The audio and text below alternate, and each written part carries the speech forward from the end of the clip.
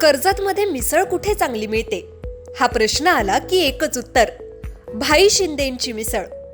झणझणीत मसाला, अस्सल घरगुती चव आणि प्रत्येक घासात वाह असं म्हणायला लावणारा स्वाद.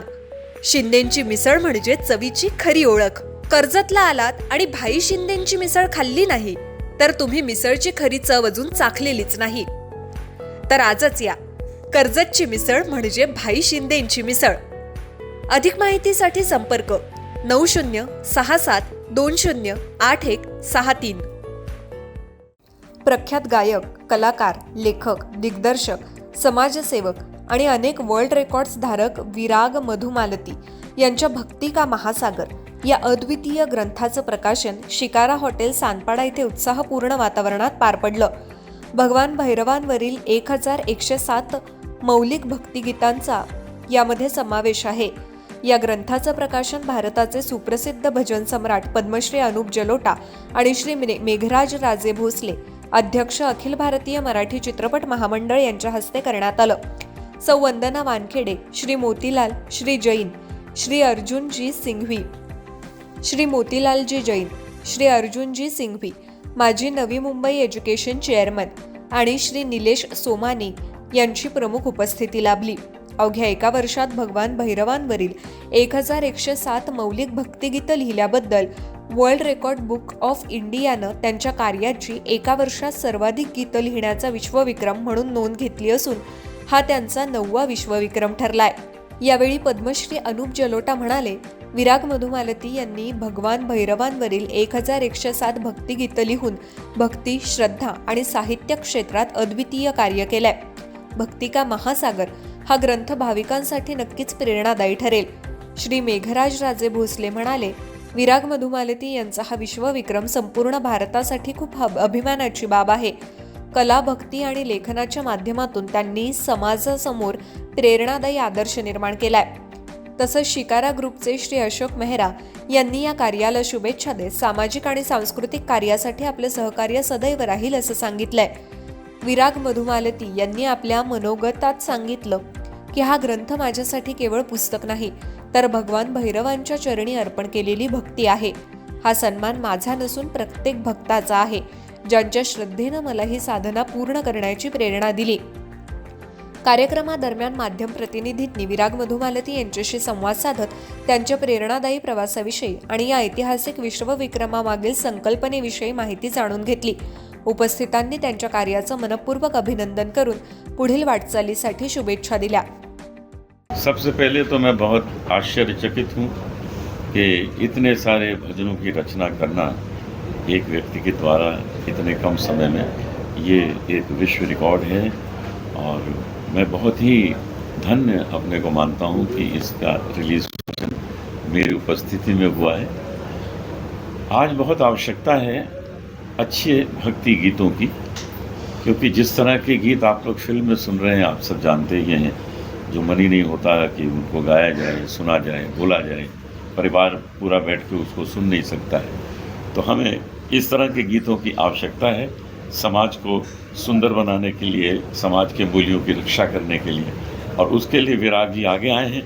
ये काम बहुत अच्छी तरह कर रहे हैं. मैं इनको इसके लिए बहुत बधाई देता हूँ. ओके सर, जैसे आपने बताया कि आज के सिंगर्स मतलब यही कहना चाहूँगा कि जब आप कोई गीत बनाएं तो पहले अपनी बहन को सुना दें कि क्या उसको सुनाना आपको अच्छा लगेगा. अपनी माता को सुनाएं, क्या उन्हें अच्छा लगेगा. फिर आप उसको पब्लिक में लाएं, क्योंकि जो चीज़ आप समाज में देंगे समाज उसको स्वीकार भी कर सकता है, समाज उसको दुत्कार भी सकता है. तो आप ऐसी चीज़ें क्यों बना रहे हैं जिससे समाज दुत्कारे. सुबह में मंदिर और शाम को क्लबिंग, ये जो कल्चर जो बना हुआ है इसे कैसे देखते हैं. ये बहुत अच्छी बात है. ये जो भजन क्लबिंग जो शुरू हुई है, it's a very very positive sign, क्योंकि सुबह लोग मंदिर में जाते हैं, जाके वहाँ भजन करते हैं. मंदिर में क्या होता है कि सुबह लोग पूजा आरती करके बाहर आ जाते हैं. जो भजन पे जो नृत्य करने का जो आनंद शाम को आता है कि भजन बज रहे हों, हरे राम हरे कृष्ण की धुन बज रही हो, राधे राधे बोल चले आएंगे बिहारी, ऐसी लागी लगन मीरा हो गई मगन, ये सब की गूंज हो रही हो और उसमें नृत्य हो रहा हो, तो मनुष्य सारे दिन की थकान भूल जाता है और दूसरे दिन की सुबह का इंतज़ार करता है. सर अभी ये किताब आपने जो जी। विमोचन किया जी। है उसकी 2 लाख नहीं, मैंने अभी इसको ओपनिंग हुई है, इसको तो अब आज खोला जाएगा, पढ़ा जाएगा। मुझ तक जैसी आएगी उसमें से कुछ भजन मैं गाऊंगा, आप तक पहुंचेंगे। निश्चितच विराग मधुमालतींसारख्या कलावंतांबद्दल आदर आहे, अभिमान आहे. आज विरागजी एक कलावंत म्हणून दिग्दर्शक असतील, ते चांगले गीतकार आहेत, लेखक आहेत, गायक आहेत. हे करत असताना एक कलावंत म्हणून मोठा असताना एक व्यक्ती म्हणून जास्त मोठे आहेत असं मला वाटतं. कारण त्यांनी कलेबरोबरच आपल्या या कलेचा फायदा लोकांसाठी कसा होईल अशा अनेक सोशल ॲक्टिव्हिटीज या माध्यमातून केलेल्या आहेत. पर्यावरण असेल, अंध व्यक्तींसाठी नेत्रदान असेल, या गोष्टीसुद्धा करणं गरजेचं आहे. आणि 9 वर्ल्ड रेकॉर्ड करणं, ज्याप्रमाणे अनुपजींनी आत्ता सांगितलं की 9 क्षेत्रामध्ये ते जगात विश्वामध्ये नंबर 1 आहेत. असं व्यक्ती आमच्यावर आहे, हीच अतिशय अभिमानाची गोष्ट आहे. एक मराठी माणूस काय करू शकतो. निश्चितच त्यांच्या हातून आज एका वर्षात 1107 गीतांचा पूर्ण प्रकाशन झालेलं आहे. निश्चितच चांगली कलाकृती होती आहेत आणि अभंग संस्कृती जी आपल्या महाराष्ट्राची संस्कृती आहे ती राहावी आणि ती लोकांना आता पटत चाललेली आहे. त्यासाठी ते काम करत आहेत.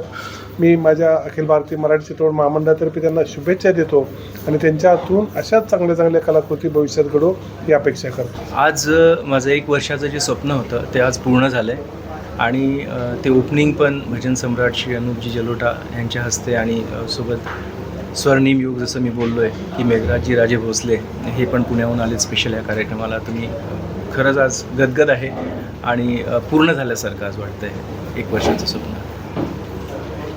सर क्या विशेषताएं हैं इन रचनाओं की, किस पर आधारित है, कितना समय लगा, क्या क्या कुछ कठिनाइयाँ आई हैं?